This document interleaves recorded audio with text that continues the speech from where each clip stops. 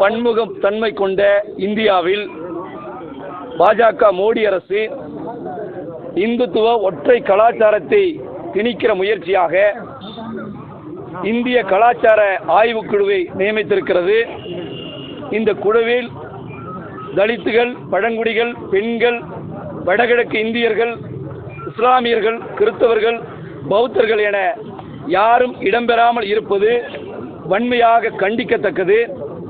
எனவே இந்த குழுவை உடனடியாக கலைக்க வேண்டும். RSSனுடைய செயல் திட்டத்தை பாஜக அரசு செயல்படுத்த நினைக்கிறது.